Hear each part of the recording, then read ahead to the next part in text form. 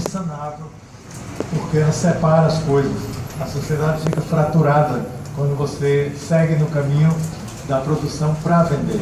E aí, quando surge o dinheiro, que é uma mercadoria que separa a compra da venda, pode ser entesourado, acumulado, investido depois, futuramente, aí começa a possibilidade de crise. Depois que surgiu o lucro, a maior possibilidade de crise. Então, há uma sequência de elementos dinâmicos que vão se costurando, se somando, como se fosse a casca de uma cebola, até construir a sociedade como ela é, a economia como ela é. E aí o que eu vou discutir em seguida, depois de amarrar alguma coisa, é exatamente como o acúmulo de todos esses elementos da cebola resulta numa sociedade instável, que não tem futuro e que tem uma tendência à autodecomposição. Não que ela vai cair de madura, mas historicamente é uma sociedade falida.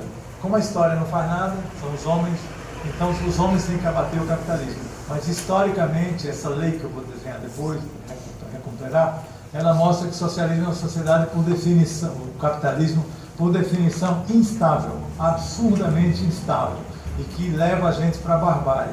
Já leva no dia a dia, mas pretende levar em grande escala, como já fez algumas vezes. Então, recuperando. Primeiro, a gente discutiu a questão de que Marx estuda a mercadoria e seus desdobramentos ao longo dos 3 livros. Ele estuda o grande roubo, ele estuda depois aquela coisa da partilha, da lavagem, tudo isso que está lá nos livros, mas ele está fixado em uma mercadoria especial. Então, é importante reter essa ideia de que a mercadoria por excelência para Karl Marx é a força de trabalho, que ela surge só no momento da história humana, quando as pessoas, a massa de trabalhadores, não tem mais nada a vender a não ser a força de trabalho, já não vive por conta própria, é proibida, é desterrada, é expropriada, é arrancada da terra, então não vive por conta própria mais. Igual, um pouco na comparação precária, o nordestino que cai em São Paulo e, porque ele só tem para vender o braço, a força de trabalho, a capacidade de trabalho. Então, chegou-se num ponto onde tinha uma massa de homens e mulheres que só tinham para ou morrer de fome ou se deixar alugar por o dono dos meios de produção. Então, esta mercadoria, ela tem um elemento especial, e essa é a mercadoria por excelência do capital. Essa é a primeira coisa para a gente amarrar. A segunda coisa é o valor de troca dessa mercadoria, força de trabalho. Ela é uma mercadoria tão especial que, se a gente perguntar, a mercadoria existe para lucro de quem produziu, mas ela tem que ter um valor de uso, senão não entra em circulação, tá certo? A mercadoria que é vendida, se for livro é para ser lido, se for sapato é para proteger o pé, e se for trabalhador é para trabalhar. Então, a força de trabalho, o consumo da mercadoria, força de trabalho, e quem compra a força de trabalho quer usá-la, quer consumi-la. E o consumo é fazer trabalhar durante 8 horas, 5 horas, 7 horas. Então, durante 8 horas, esta mercadoria vai ser consumida pelo patrão, ou seja, posta a trabalhar. Então, o consumo da força de trabalho, o consumo da mercadoria, trabalhador, no caso, força de trabalho, é para a produção e gozo, né, do patrão na produção de mercadorias. Então, a mercadoria especial, curiosamente, é a única mercadoria que, ao ser consumida, gera valor, gera mercadoria, gera riqueza. Então, isso é essencial numa discussão sobre o capital. Se ela for feita, mas não se destacar esta mercadoria particular, a discussão é muito acadêmica, muito maluca, mas não foi no eixo do capital, porque Marx não era um exegeta que ficava discutindo. Todo o trabalho dele é mostrar que o capitalismo é montado no roubo de horas de trabalho gratuitas. Então, é isso o capitalismo. Você trabalha até aqui, eu te dou o salário e continua mais 4 horas, dentro das 8, para mim. Essa é a ideia. Então, a jornada de trabalho inclui uma fração gratuita de trabalho não remunerado. Isso é o sistema do todo o castelo capitalista. Marx vai demonstrar isso. Então, quem não puder ler o Capital algum dia todo, como seria interessante, nem pensa que vai ser muito mais do que isso. Sim, para uma pessoa que tem condição de estudar, trabalhar tempo, etc., ele é uma aula de dialética. Ele é uma puta de uma aula magistral do método dialético vivo, caminhando. Quer dizer, a sociedade humana vista com suas contradições em movimento. Então, é uma aula de dialética. Como Marx não escreveu nenhum texto sobre a lei da dialética, o Capital é uma forma de se apropriar da dialética. Ok. e o Grundtvig, de como se construiu a pesquisa. Mas o essencial é que Marx não era um erudito, ponto. Ele escreveu para armar a classe trabalhadora com a ciência que faltava no Manifesto Comunista. Então a ciência, a teoria o que é o marxismo? É a teoria da Revolução Proletária. É isso o marxismo. Só que não é só isso.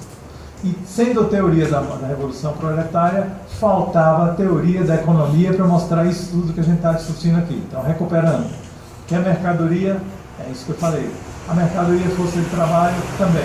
E agora a questão do trabalho abstrato, para amarrar. Quando o patrão compra a força de trabalho para usar na fábrica, o valor de uso é trabalhar, ok. E o valor de troca é o salário. O nome do valor da mercadoria, força de trabalho, é salário, ok. Então, o valor da mercadoria, força de trabalho, quando o patrão pensa nela, ele não está pensando se vai fazer fogão, geladeira, garrafa, ele pensa no trabalho abstrato. Quantas horas de trabalho eu vou roubar desse infeliz? Essa ideia que ele não fala, mas ele faz. Então ele vai dizer, de 4 que eu pago, eu pego 4. Então a taxa de exploração de 100%. Ele pega 4 que ele paga, então o que é a taxa de exploração? É quanto eu roubei de quanto eu paguei. É isso, para resumir em português como deve ser. Então, eu roubei 4 de 4 que eu paguei, então tem 1, isto é, 100% de taxa de exploração, 100% de mais-valia. Taxa de exploração é sinônimo de taxa de mais-valia. Então, a taxa de mais-valia é essa. De quem? Da força de trabalho. Que é o quê? Um trabalho abstrato. Vou repetir. O patrão não está um pingo preocupado se o ovo que ele vai produzir tem uma gema de mais qualidade ou de menos qualidade, se é caipira, se não, ele está preocupado quanto eu vou, quantas horas eu tiro nessa granja, quantas horas de trabalho eu tiro dessa galera para aumentar a minha riqueza.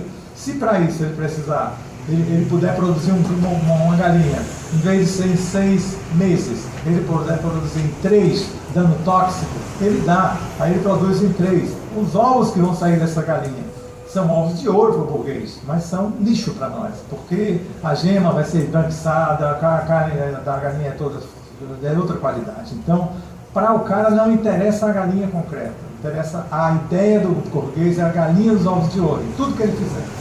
Então, ele está atrás de quantas horas ele pega esse mês, esse ano, dessa turma que produz esta mercadoria. Para ele é trabalho abstrato, isso que eu quero dizer. O trabalho do operário para o patrão é trabalho abstrato, não é trabalho concreto. Nunca houve isso na história humana. Sempre o trabalho foi concreto. Até o capitalismo, bem ou mal, o trabalho era concreto, era produzir um porco. Não era um porco para vender, era um porco. Logo, o capitalismo é uma sociedade baseada nessa perversão de que as coisas, os objetos são vistos como coisas para vender. Então não interessa a qualidade do ovo que o cara vai produzir. É isso. Então, a ideia de trabalho abstrato é essa. A ideia de mercadoria também é essa. A ideia de uma mercadoria especial, que essa sim é a galinha dos ovos de ouro, que é o trabalhador, é essa também, é a única.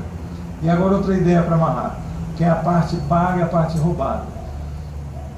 É importantíssimo saber, porque é da discussão que vai vir a seguir sobre uma determinada lei do capitalismo, que é a lei geral, talvez a mais importante. Isso é importante ter fixado, que é o quê? Que o lucro, ele só vem do trabalho não pago. Então vamos considerar, se o sujeito consegue pegar 100 mil reais e aplicar numa produção, antecipar, e tirar 130, ele tirou quanto por cento de lucro? 30%. Pergunta, esse lucro de 30% veio de quê? Do capital total ou da fração do trabalho, do capital variável, que chama, no mês, do trabalho de graça, das horas de trabalho extra que ficaram para o patrão. Vem delas. Mas ele não calcula a partir delas. Veja bem essa aritmética. Ele calcula que tirou 30 de 100, 130, logo tirou 30 de 100, mas o 100 é a máquina, a matéria-prima, o trabalhador. Logo, na cabeça dele fica uma ideologia muito legal, porque ele acha que todo o capital produziu lucro. Todo o capital é mãe do lucro. Como a gente sabe que não é, porque se fosse ele parava, ele liberava o trabalhador quando ele produzisse o salário. O trabalhador vale o salário, mas ele gera mais que o salário. Essa é a única mercadoria que tem essa magia. Ok, esse poder. trabalha um ano. Então, a cabeça dele, ele pegou e calculou de 130 em cima de 100. Como a gente sabe que esses 30 vieram apenas da força de trabalho, então esses 30% são em cima do capital variável, do salário. Então, se você fizer a divisão diferente, então a taxa de mais-valia, a taxa de exploração é menor que o lucro. Mas no final, porque eu calculo em cima do salário. Como isso seria complicado, porque eu preciso que vocês vissem uma fórmula e tudo mais, eu vou ficar apenas com a seguinte ideia para o passo seguinte que vai ser dado. Veja só. Fixa isso. Se ele quiser, este capitalista individual, quiser lucrar mais, o que ele tem que fazer? Ele quer mais do que 30%, ele quer 40%. O que ele faz? Ele tem dois caminhos. Um, ele aumenta a jornada de trabalho, mais horas gratuitas. Em vez de ele pegar o operário por 8 horas, ele pega por 10. Aí ele vai ter mais um plus de horas, porque ele alongou a jornada de trabalho absoluta, em horas absolutas. Então essa é a mais-valia absoluta. Agora ele tem a segunda forma. Essa é mais sacana, porque o operário nem sempre vai perceber. A primeira ele percebe quando chega em casa mais tarde. Mas a segunda, ele só vai chegar cansado. Ele não percebe muito. A segunda é, veja só, continua sendo 8 horas, não vai ser 10. Mas você vai trabalhar mais rápido, intensamente. Então, o que vai acontecer? Pensa na mágica, aspas. Se a gente pensar nessas 8 horas, que 4 vai para ele, de volta para ele, e 4 vai para o patrão, se ele trabalhar mais rápido, essas 4 viram 3. Ele consegue produzir o salário em menos horas. Eu gostaria de muita fórmula, quadro negro, mas não dá. Então, peço de novo a atenção de vocês que eu vou repetir.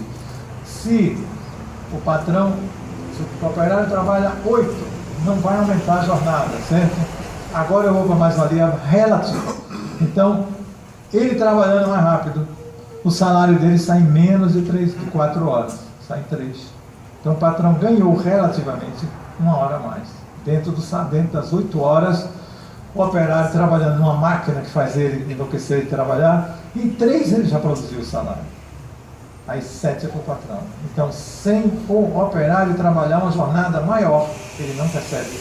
Ele chega em casa estourado, e aí ele rendeu mais horas gratuitas para o bastardo do patrão. É essa a questão. Essa é a mais-valia relativa. Isso a gente está pensando em termos de conjunto do capitalismo. Depois tem ainda uma sutileza, que é a mais-valia relativa excepcional, extra, que o cara ainda consegue, que é no mercado. Mas enfim, fica por aí.